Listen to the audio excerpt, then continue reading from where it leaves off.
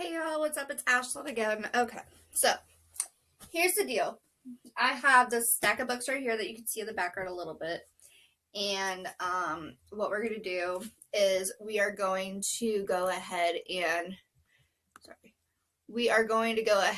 read today, but we're only going to do the first chapter. So this is going to be part 2 of Read or DNF to see what I'm actually going to be keeping on my shelves. If you see a reflection in my glasses, ignore it. It's just the ring light to make sure I have just enough light on me today. So, yeah, it's kind of dark in the bedroom. It's sunny out and it's nice, but it's going to be dark in the bedroom. What was that? You guys hear that? My phone's going through an update, so I couldn't use my phone for this. But, oh, hi, Sai. Alright, so we're gonna go ahead. Sorry. Can you not flash everybody your butthole, please? So we're gonna go ahead and get started. I have a little bit of time. It's only 9:30 in the morning here before I have to go to work at 2 again. By the way, you probably are wondering what happened really quick to my wrist. It's a wrist sprain on top of possible carpal tunnel.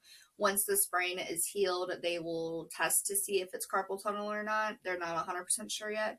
They know there is some type of nerve damage though, but they don't know if it's caused by the sprain.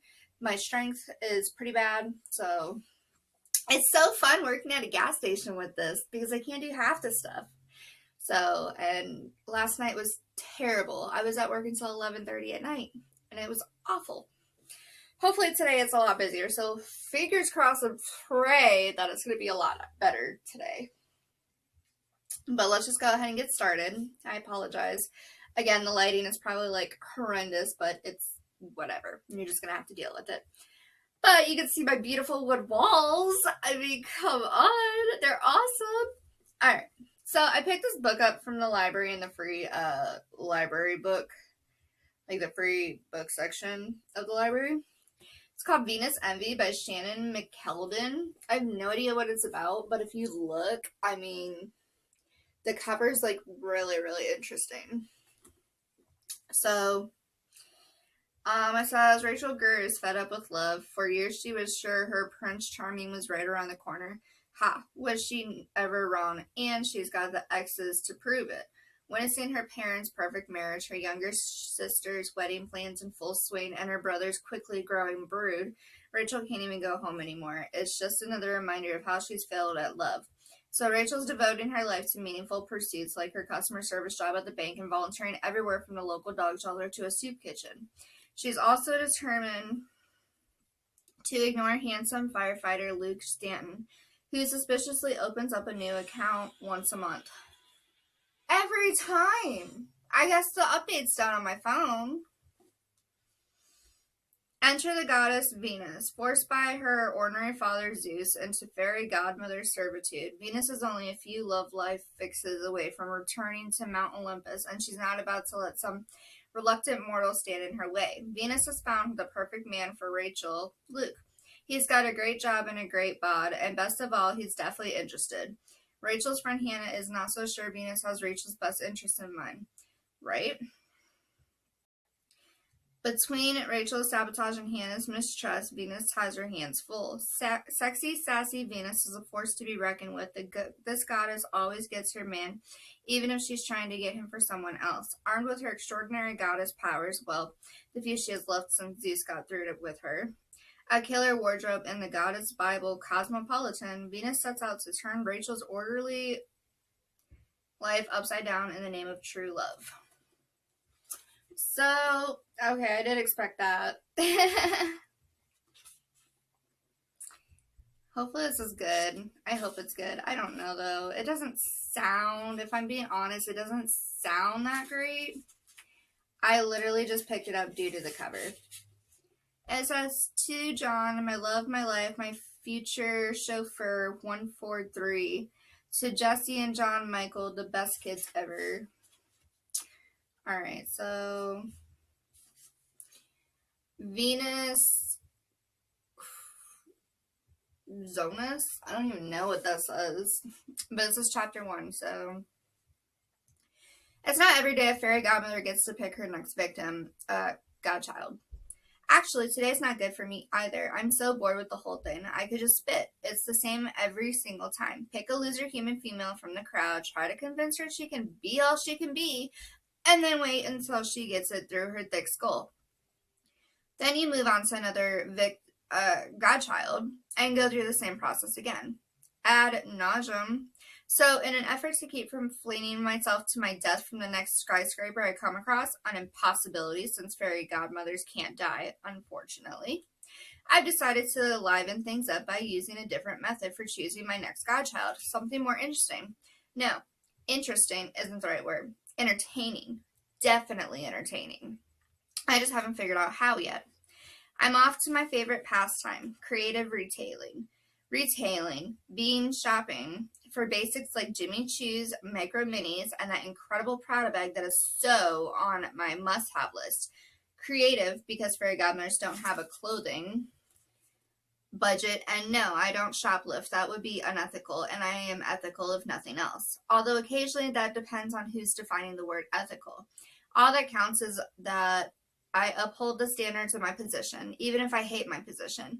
But back to shopping. I do not steal to supply my fashion needs. They're given to me, usually by wealthy, grade horny, men who are only too happy to supply little old me, and by old, I in no way mean to imply that I look old, with the very items that will bring me the most joy. They're grateful to hand over that American Express for me, really. That glimpse I give them of cleavage that their aged, saggy wives no longer possess or won't share makes it all worth their while. Well, that and the little mental ego stroking I provide.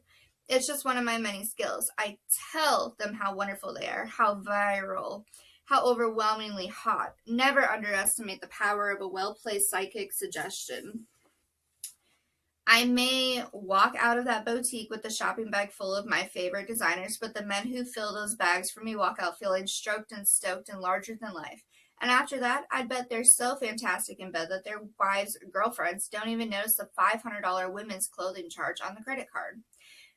So anyway, today, in an effort to assuage my boredom, I'm heading to a darling boutique that's been calling my name. I think I'll pop in there and see what I can do to lift my spirits and those of some unsuspecting, grateful male. And perhaps I'll also find the next contestant for the Venus Cronus Extreme Love Life Makeover, or perhaps not, and I'll just get a momentary reprieve from the tedium. What the hell am I reading? I don't know about this, guys. And this next chapter is kind of big. It's about Rachel. I don't know. I don't like this. I don't like the fact that she's playing around with like these, you know, these guys that have wives for one. Like, I could understand if she was like, you know, messing around with like millionaires that were single, but you're messing around with married men. That's kind of messed up. Just saying. Alright, next I have No Secrets by Penny Jolson. I actually picked this one up from Ollie's for $2.99. The sticker is right there that says Ollie's. But I recently came across another book that she just wrote that the library has, but I need to read this one first to see if I'm actually going to like her writing style. And I just kind of creeped through this a little bit. The chapters are super short, like 3 to 7 pages. That's it. There's a lot of dialogue in some of the chapters. There's a lot of like lyrical writing in some of the chapters. So I have a feeling I'm going to like this one. It's going to be an easy, quick read, probably grab you right from the start. It says, here's a secret for you, and I know you won't tell anyone. He presses his face close to mine, so close I can feel his hot breath on my cheeks. They're never going to catch me. Someone said it's a compelling thriller. Okay, so it says, Gemma knows who the murderer is. She knows because he told her. He thought his secret was safe because Gemma can't speak or move. But Gemma observes all kinds of things about everyone around her. His secret is just one of them. And when a new technology means she may be able to communicate and reveal all she knows, Gemma no longer feels powerless in the face of this deadly secret. It's a race against time before the killer acts again or tries to stop her. Huh. Interesting. That's from 2019, by the way. Okay, chapter 1. I tense up as soon as I hear the doorbell. I know it's him. I know it's Dan. Sarah's still upstairs getting ready, and I hope she comes down soon. I don't want him coming in here. Mom calls up to Sarah, and I hear Sarah say she'll be down in a minute. We've been keeping her busy, I'm afraid, Mom tells Dan, so she hasn't had much time to get ready. I know she wouldn't have it any other way. She's a gem, and you too. What you do for these kids. I listen to them chatting away and Mom laughing at Dan's jokes. Everyone loves Dan. Then Mom says she has to get back to the kitchen. She left things on the stove and she's sure Sarah won't be long. It's quiet for a moment. I hear the distant clattering of pans in the kitchen. Then I hear Dan's voice coming closer as he speaks. What show are you watching? Ah, pointless. I can hear him breathing. Then he whispers, a little like your life, isn't it, Gemma? He's standing behind me now, but I can't see him because my wheelchair is facing the TV. I try to focus on the game show questions and forget he's there, but he gives a long, dramatic sigh. Don't know how you can stand it. His voice is low, not loud enough to be overheard. Watching television must be the most excitement you get. He only speaks like this when no one else is around. He used to ignore me completely, but not anymore. He moves so he is in front of me, blocking my view of the TV. Grimacing, he leans forward. I get a gulping feeling, a tightness in my throat. If I were you, I'd kill myself. My heart thuds as he rubs his head, feigning thoughtfulness. Oh yeah, you can't, can you? Listen, he continues, if you ever want a little help, I could. We both hear footsteps on the stairs. Dan backs away. His face transforms from ugly sneer to fake grin, his features softening as if they have been remodeled. I'd have done better than that couple, he says, laughing and pointing to the TV screen. We should go on this show, shouldn't we, Sarah? I get a waft of Sarah's perfume, which is quickly overtaken by the smell of onions frying in the kitchen. I'm useless at trivia, she says, laughing as she comes into view. I bet Gemma could do it, though, if she had the chance.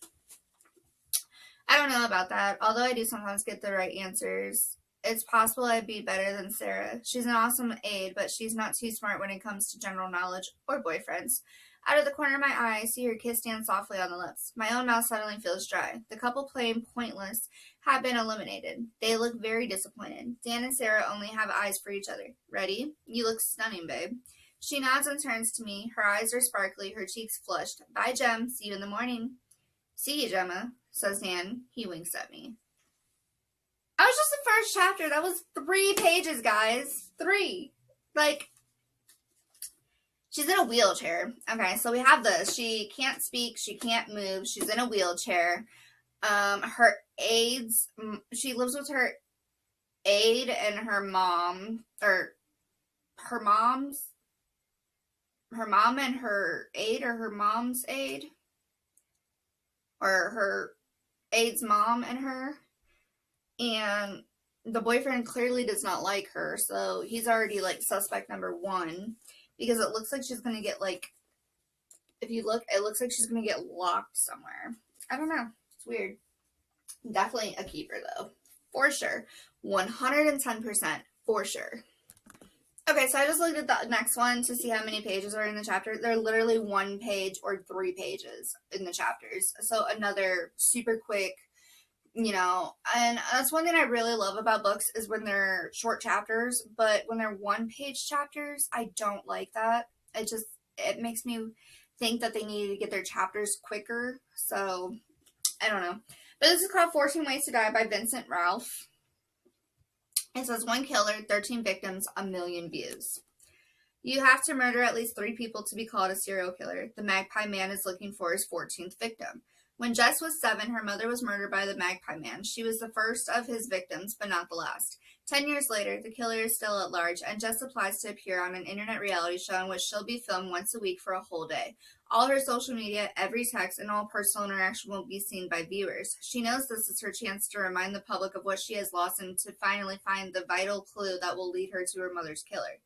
When the show starts airing, Jess becomes public property and her life is an open book just waiting to be read. Then the anonymous text messages start and Jess begins to realize that the Magpie Man is watching her every move. Told in short, intense chapters, Jess's story is about risking everything to uncover a killer before he can strike again, even if she might be his next victim. Okay, so let's get this show on the road. Okay. My mom was killed by the Magpie Man. The guy nods and I wait for him to reply. When he doesn't, I say, 51 seconds from home. She was strangled to death and left to be rained on all night. They say to start with a bane, and that's the biggest one I've got. The man types words I can't see while the woman stares at me. I was 7, I say. I'm 17 now. The man clears his throat and asks, do you think you're the only applicant to have lost a parent? I shrug. You're not, but you are the only applicant whose mother was the victim of a serial killer. The woman writes something on a notepad and pushes it toward him. He nods and says, we'll be in touch. Sorry, guys. I have a really hard time turning pages. Okay, I'm just going to read, 3 chapters of this because they're so short. That's literally the first chapter.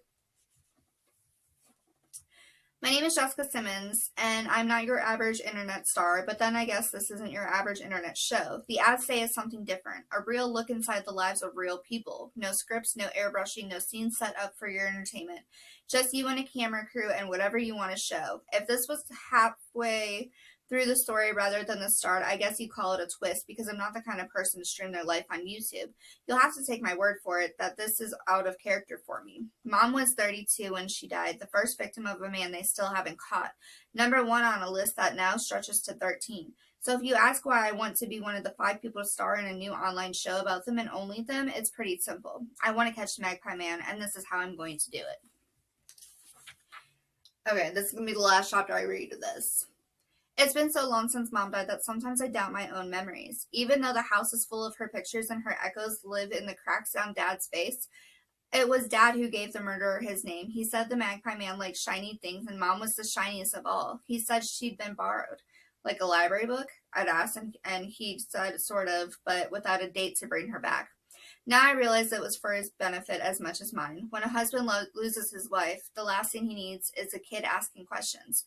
When you're 7, you don't think your dad's full of shit because he's the person who hugs you and kisses you and keeps you safe. Why would he lie? He should have said that was our little secret, but he didn't. So I told everyone at school that the pretty moms would all be taken eventually, and Dad got called in for that. Then when I was 11, taking the bus home from school for the first time, we passed a shop where Mom used to work. The bus ride lasts 12 minutes and 29 seconds. Then it's 15 footsteps to the alley. I dared myself to walk through, but refused every time. When I finally found the courage, I counted 1 minute and 42 seconds from one end to the other, from the shortcut to home. She made it halfway, less than a minute from safety. I want to keep reading. Yeah, this is definitely right up my alley. I want to keep reading. I feel like this is going to be really good, really fast. There's a lot of, pages. There's over 100 chapters. There's over 100 chapters. There's 144 chapters. And then a Q&A. And then an author's note and about the author. Oh, wow. Okay. Wow. Yeah, definitely want to keep reading that. So, we've only gotten rid of 1 book out of 6 so far. And we have 3 to go. And we're keeping 2. So, we're not doing the best, but at the same time, it just means that my reading style hasn't changed yet, which is good. Alright, so next I have The Inheritance Games by Jennifer Lynn Barnes. This is the very first book. She came from nothing. They have everything. Let the games begin. I want to read this trilogy so bad. They have this one, they have the red one, and then they have the purple one, but I don't know the order that they go in. I know it goes The Inheritance Games, and then it goes something else. Inheritance Games, Hawthorne Legacy, and then something else, Final Gambit. I think that's how it goes. But, yeah, this sounds like it's going to be really, really, really great. So, there's a lot of praise for it, too. And it's from 2020. And the chapters aren't that long either, so here we go. Oh, I'm sorry. Here we go. My bad. Secret passages, elaborate riddles, billions at stake. Avery Grams has a plan for a better future, survive high school, win a scholarship, and get out. But her luck changes in an instant when billionaire Tobias Hawthorne dies and leaves her virtually his entire fortune. The only catch? Avery must move into a sprawling mansion full of secret passages, riddles, and codes. Unfortunately for Avery, Hawthorne House is also occupied by the family that was just disinherited. This includes the 4 Hawthorne grandsons, dangerous, magnetic boys who grew up with every expectation that one day they would inherit billions. Heir apparent Grayson is convinced that Avery is a con woman and he's determined to take her down. But his brother Jameson views her as their grandfather's last hurrah, a twisted riddle, a puzzle to be solved. Caught in a world of wealth and privilege with danger around every turn, Avery will have to play the game herself just to survive. Okay. Now we can get into the chapter. I completely apologize for that, guys. I did not realize that it was going to be... there's a lot. There's a lot going on up in this brain today and for the last few days, so I apologize sincerely. Alright. When I was a kid, my mom constantly invented games. The quiet game, the who can make their cookie last longer game. A perennial favorite, the marshmallow game, involved eating marshmallows while wearing puffy Goodwill jackets indoors to avoid turning on the heat. The flashlight game was what we played when the electricity went out. We never walked anywhere, we raced. The floor was nearly always lava. The primary purpose of pillows was building forts. Our longest lasting game was called I Have a Secret, because my mom said that everyone should always have at least one. Some days she guessed mine, some days she didn't. We played every week, right up until I was 15 and one of her secrets landed her in the hospital. Whoa. The next thing I knew, she was gone. Your move, princess, a gravelly voice dragged me back to the present. I don't have all day. Not a princess, I retorted, sliding one of my knights into place. Your move, old man. Harry scowled at me. I didn't know how old he was, really, and I had no idea how he'd come to be homeless and living in the park where we played chess each morning. I did know that he was a formidable opponent. You, he grumbled, eyeing the board, are a horrible person. 3 moves later, I had him. Checkmate. You know what that means, Harry. He gave me a dirty look. I have to let you buy me breakfast. Those were the terms of our long-standing bet. When I won, he couldn't turn down the free meal. To my credit, I only gloated a little. It's good to be queen. Oh, that's so cute! I made it to school on time, but barely. I had a habit of cutting things close. I walked the same tightrope with my grades. How little effort could I put in and still get an A? I wasn't lazy. I was practical. Picking up an extra shift was worth trading a 98 for a 92. I was in the middle of drafting an English paper in Spanish class when I was called to the office. Girls like me were supposed to be invisible. We didn't get summoned for sit-downs with the principal. We made exactly as much trouble as we could afford to make, which in my case was none. Avery, have a seat. Principal Altman's greeting was not what one would call warm. I sat. He folded his hands on the desk between us. I assume you know why you're here. Unless this was about the weekly poker game I'd been running in the parking lot to finance Harry's breakfasts and sometimes my own, I had no idea what I'd done to draw the administration's attention. Sorry, I said, trying to sound sufficiently meek, but I don't. Principal Altman let me sit with my response for a moment, then presented me with a stapled packet of paper. This is the physics test you took yesterday. Okay, I said. This wasn't the response he was looking for, but it was all I had. For once, I'd actually studied. I couldn't imagine I'd done badly enough to merit intervention. Mr. Yates graded the test, Avery. Yours was the only perfect score. Great, I said in a deliberate effort to keep myself from saying okay again. Not great, young lady. Mr. Yates intentionally creates exams that challenge the abilities of his students. In 20 years, he's never given a perfect score. Do you see the problem? I couldn't quite bite back my instinctive reply. A teacher who designs tests most of his students can't pass? Mr. Altman narrowed his eyes. You're a good student, Avery. Quite good, given your circumstances. But you don't exactly have a history of studying the curve. That was fair, so why did I feel like he'd gut-punched me? I am not without sympathy for your situation. But I need you to be straight with me here. He locked his eyes on mine. Were you aware that Mr. Gates keeps copies of all his exams on the cloud? He thought I cheated. He was sitting there staring me down, and I never felt less seen. I'd like to help you, Avery. You've done extremely well, given the hand life has dealt you.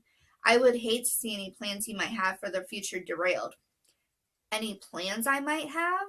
I repeated. If I'd had a different last name, if I'd had a dad who was a dentist and a mom who stayed home, he wouldn't have acted like the future was something I might have thought about.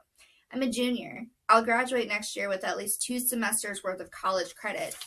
My test scores should put me in a scholarship contention at UConn, which has one of the top actuarial, oh my gosh, I don't know this word, guys. Actuarial science programs in the country. Mr. Altman frowned. Actuarial science? Statistical risk assessment. It was the closest I could come to double majoring in poker and math. Besides, it was one of the most employable majors on the planet. Are you a fan of calculated risk, Miss Grams? Like cheating. I couldn't let myself get any angrier. Instead, I pictured myself playing chess. I marked out the moves in my mind. Girls like me didn't get to explode. I didn't cheat. I studied. I'd scraped together time in other classes between shifts later at night than I should have stayed up. Knowing that Mr. Gates was infamous for giving impossible tests had made me want to redefine possible. For once, instead of seeing how close I could cut it, I'd wanted to see how far I could go.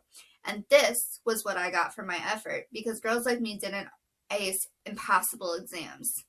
I'll take the test again, I said, trying not to sound furious or worse, wounded. I'll get the same grade again. And what would you say if I told you that Mr. Gates had pre-prepared a new exam? All new questions, every bit as difficult as the first. I didn't even hesitate. I'll take it. That can be arranged tomorrow during third period, but I have to warn you that this will go significantly better for you if... Now, Mr. Altman stared at me. Excuse me? Forget sounding meek. Forget being invisible. I want to take the new exam right here in your office right now. As you should. They're literally accusing you because you're too smart. Like, your grades clearly state that you are in, you know. I hate that. Oh my gosh, but I love that book. It sounds like it's going to be really good, really fun. We haven't even gotten to the mansion yet, and it's just like, I already like you want to keep reading. And that's only the first chapter. So, perfect. Perfect. Okay, I'm going to grab this one. And I'll be right back. Okay, also, I just looked at this next page, or this next book is called Dear Reader by Mary O'Connell. And, can I just say one thing? 40 pages before you get to a new chapter or section of the book? Are you kidding me? And, I don't know if you guys can see that, but it is deckled edges, which means it's even harder to turn the pages for me with my wrist sprained. Yeah, that's, yeah. Okay. Flannery looked up at Heath. He was a confident Brit, a citizen of the world. Really, well, she was a suburban mouse, a Connecticut mouse. When you got right down to it, well, she was mostly just a girl seized by the sudden desire never to be away from the boy striding next to her. Well, that's a little TMI, Harlequin Hannah. For 17-year-old Flannery Fields, the only respite from the plaid-skirted mean girls at Sacred Heart High School is her beloved teacher, Miss Sweeney's AP English class. But when Miss Sweeney doesn't show up to teach Flannery's favorite book, Wuthering Heights, and leaves behind her purse, Flannery knows something is wrong. The police are called, and Flannery gives them everything except Miss Sweeney's copy of Wuthering Heights. This she holds on to. And it's a good thing she does, because when she opens it, something very strange happens. It has somehow transformed into Miss Sweeney's real-time diary. It seems Miss Sweeney is in New York City, and she's in trouble. So Flannery does something very un-Flannery, like she skips school and sets off for Manhattan with the book as her guide, but as soon as she arrives, she meets a boy named Heath. Heath is British on a gap year and has strangely 19th century mannerisms. In fact, Flannery can't help thinking that he seems to have stepped from the page is a Bronte's novel. Could it be that Flannery is actually spending this topsy-turvy day with her ultimate fictional romantic hero? With poignant wit and heart, Mary O'Connell has crafted a love letter to reading, to the books that make us who we are. Charming and heartbreaking, dear readers, a novel about finding your people on the page and in the world. Oh my gosh, this is so hard to turn. This is from 2017, so it's not even that old, but it looks old. Okay. Bear with me. It's going to be the longest chapter. You know what? Actually, we're already 30 minutes in. I'm just going to save this for next time, but we're definitely going to keep it because the synopsis just sounds perfect. Alright, this one's going to be like 28 pages, so I'm going to hurry up and get through this so I can start. I have dishes and stuff to do, floor to sweep, a shower to take before my alarm goes off for 11:45 to actually start getting ready for work, and to make sure like all the housework is done. So when my boyfriend gets home from work tonight while I'm at work, the house is clean, and I need to try and start something for dinner, so alright, so this is Truth Be Told by Kathleen Barber. It was formerly titled Are You Sleeping? So this went through a title change, which is very uncommon. Alright, Dark, Moving, Timely from Oprah.com. The only thing more dangerous than a lie is the truth. Josie Berman has spent the past 10 years trying to escape her family's reputation, and with good reason. After her father's murder 13 years prior, her mother ran away to join a cult, and her twin sister, Lainey, once Josie's closest friend and confidant, betrayed her in an unimaginable way. Now, Josie has finally put down roots in New York, settling into domestic life with her partner, Caleb, and that's where she intends to stay. The only problem is that she has lied to Caleb about every detail of her past, starting with her last name. When investigative reporter Poppy Parnell sets off a media firestorm with a mega hit podcast that reopens the long-closed case of Josie's father's murder, Josie's world begins to unravel. Meanwhile, the unexpected death of Josie's long-absent mother forces her to return to her Midwestern hometown, where she must confront the demons from her past and the lies on which she has staked her future. Okay. That's so weird that I went through that. This is from 2017, so same as the other one. Excerpt from transcript of Reconsider the Chuck Berman Murder, Episode 1, an introduction to the Chuck Berman Murder, September 7th, 2015. Whoa, I thought there was like somebody like back there. Scared me. Charles Chuck Berman had no enemies, a mild-mannered professor of American history at a small Midwestern liberal arts college. Chuck was respected by his colleagues and well-liked by his students. Each year, students in the history department at Elm Park College had an informal vote to determine their favorite professor, and each year Chuck Berman was crowned the winner. By all accounts, he was similarly well regarded in the community of Elm Park, Illinois, where he made his home. People recalled his participation in thankless volunteer projects like organizing the annual town Halloween parade, selling raffle tickets to support the Civic Arts Center, and manning the cash register at the library rummage sale. Even his family life seemed picturesque. A young, beautiful wife and a set of adoring, well-behaved daughters. Chuck Berman was living the American dream, but then on October 19, 2002, this popular and congenial man met an untimely end, shot at point-blank range in the back of the head in his own kitchen. Warren Cave, the 17-year-old next-door neighbor, was arrested and charged with the murder. He was convicted and is currently serving a life sentence.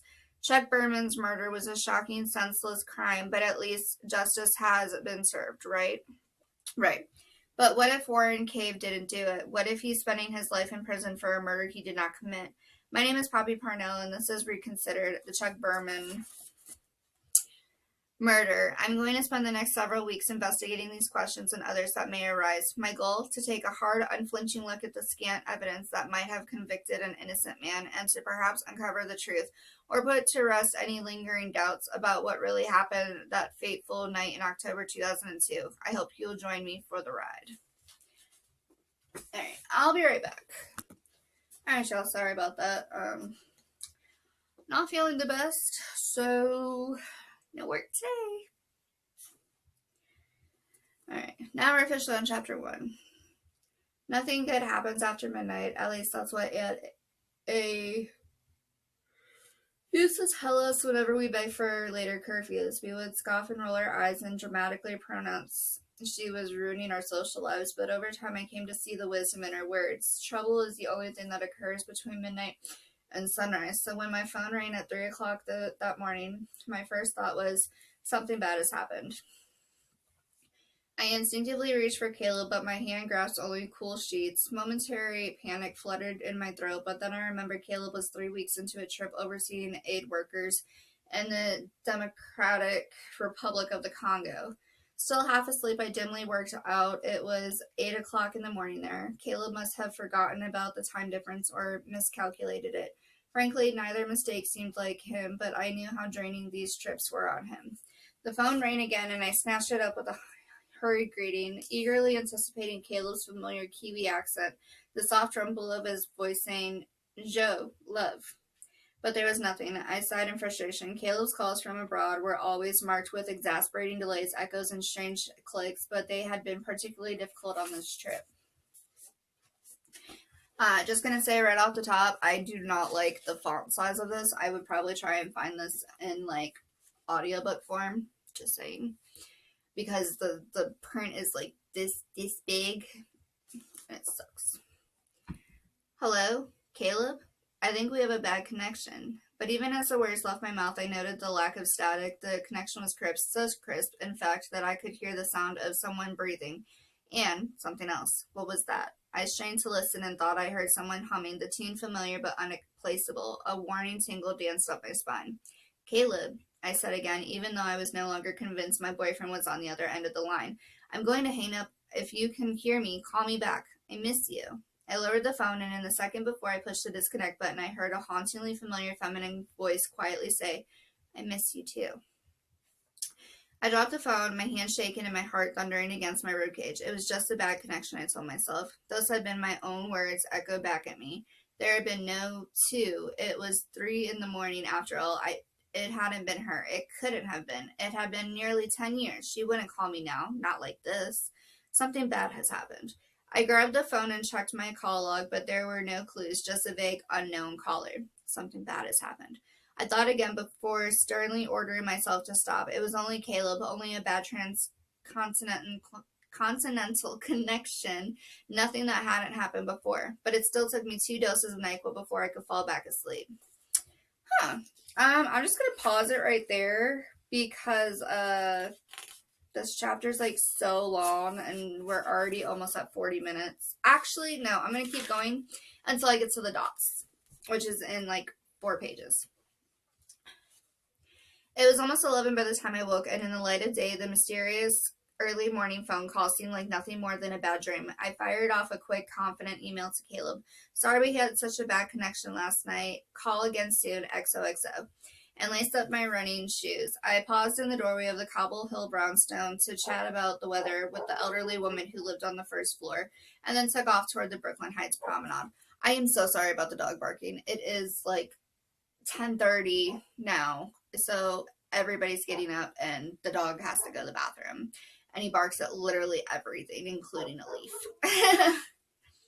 When Caleb and I moved from Auckland to New York 2 years ago, I had imagined that glamour would infuse even the most mundane aspects of our lives. I had expected to be taking in cutting-edge art on my walk to the train, browsing heirloom tomatoes alongside Maggie Gyllenhaal at the Brooklyn Farmers Market, and admiring the expensive view of the Statue of Liberty as I jogged across the Brooklyn Bridge. In reality, the most street art I saw was chalk-drawn hopscotch boards and the occasional spray-painted tag on a trash can. I never purchased heirloom tomatoes at the farmer's market because their cost was laughably astronomical, and the only celebrity I ever rubbed elbows with was a Real Housewife, who, I should note, took vocal offense to the price of those same tomatoes. As for jogging across the Brooklyn Bridge, it remained a good idea in theory, but a terrible one in practice. The bridge was constantly clogged with camera-tooting tourists, bicycles, and strollers. I found I much prefer the calm of the promenade, with its wide path, notable lack of tourists, and similarly impressive view. I arrived home sweaty and invigorated with just enough time to shower and fix a sandwich before I had to leave for my afternoon shift at the bookstore. Growing up, I had imagined myself wearing a suit and heels to work every day. The exact outfit fluctuated with my mood, but often resembled those of Christina Applegate's character in Don't Tell Mom the Babysitter's Dead. I would have been shocked to discover my nearly 30-year-old self wore jeans and Chuck Taylors to work. Teenaged me would no doubt have considered it a failure. But while I might not be on the path I had once envisioned, I was largely content working in the bookstore. Early on in our tenure in New York, I had used a temp agency to find some administrative positions, but they'd made me want to tear out my hair. And then I discovered that the bookstore down the street was hiring. I started with a few hours a week, supplementing the income with a part-time gig as a barista, but over the last couple of years, I had increased my hours until it was a full-time position. I loved every minute I spent in the bookstore. I loved being surrounded by stories and helping patrons select titles. When things were slow, I read the biographies of American presidents and told myself that someday I would finally put the history degree I had earned online to use. That afternoon, I was working with Clara, whose gorgeous Ethiopian features an impressive collection of literary-themed t-shirts I envied. Vivacious and warm, Clara was the closest thing I had to a friend in New York. Sometimes we took a yoga class or a run together. Sometimes she invited me to see some friend or another in an off Broadway play or at a poetry reading. Earlier in the summer, Caleb and I teamed up with Clara and her now ex-girlfriend for Tuesday night trivia at a bar on Court Street, and those nights had been the highlight of my week. The ex-girlfriend had begun calling Clara again, and as we shelved a new shipment of books, Clara asked me my help in decoding their latest conversation. As we debated whether see you around meant let's make plans or maybe we'll run into each other, the door chimed with the arrival of customers and we both looked up. I don't believe in signs. I don't put stock in destiny. I don't worry if a black cat crosses my path, and I've only had my tarot read for laughs. But if there ever was a time to believe in omens, it was that afternoon, the echo of the strange voice on the phone tugging at my memory, when a woman stepped into the bookstore with a pair of twin daughters.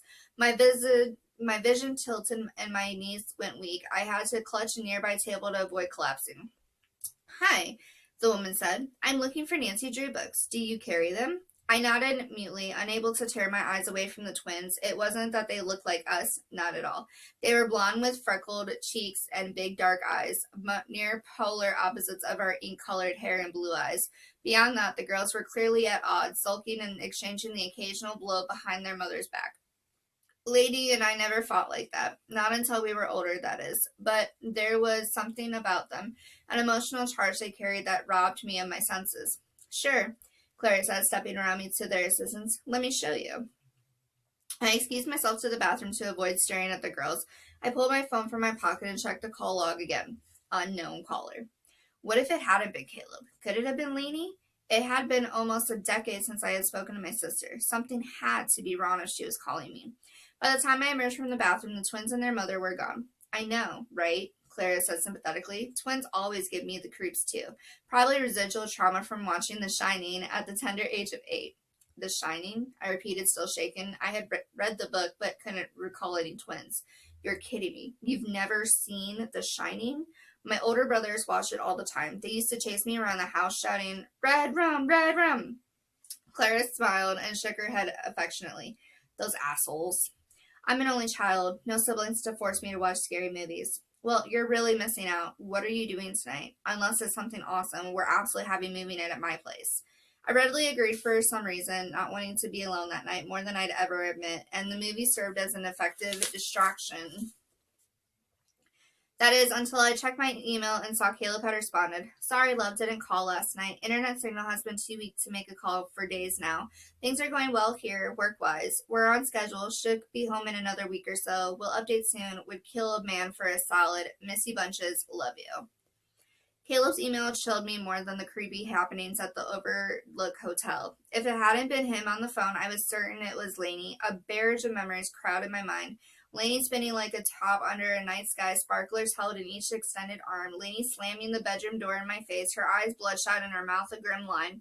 Lainey pushing aside the covers on my twin bed and climbing in beside me, her breath warm on my cheek as she whispered, Josie, are you sleeping? Never waiting for an answer before beginning to softly tell secrets in the dark.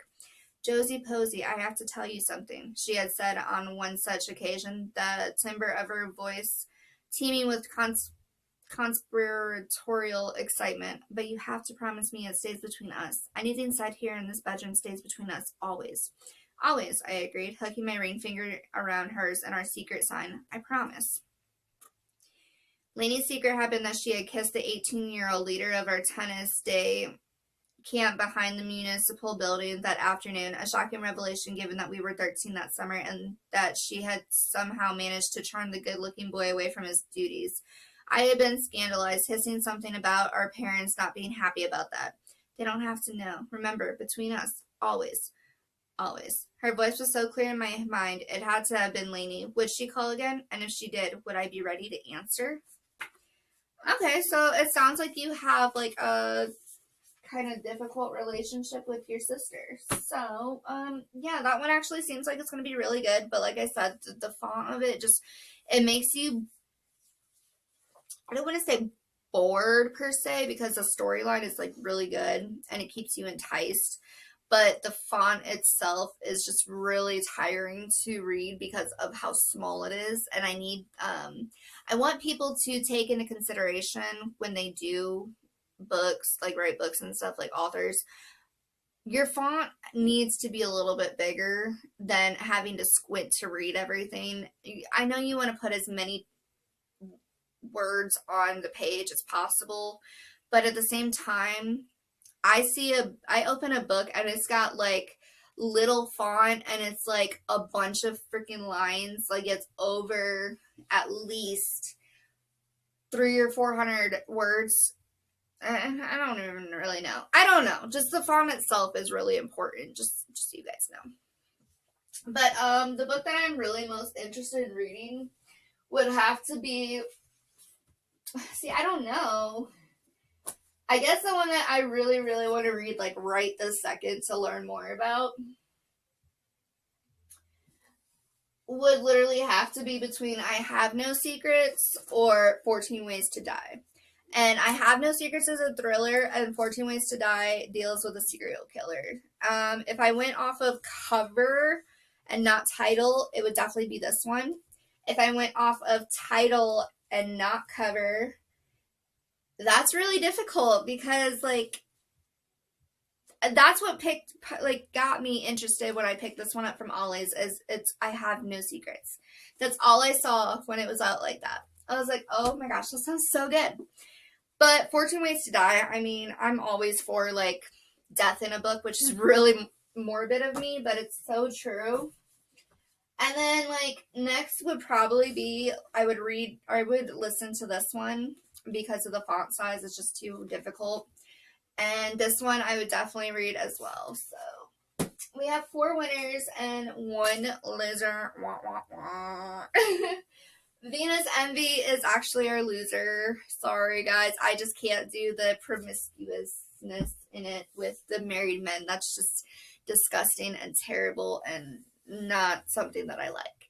So, with all that being said, let me know what your favorite book was that I did the first chapter of.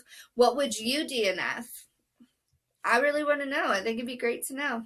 So I will see you guys in the next one. Bye.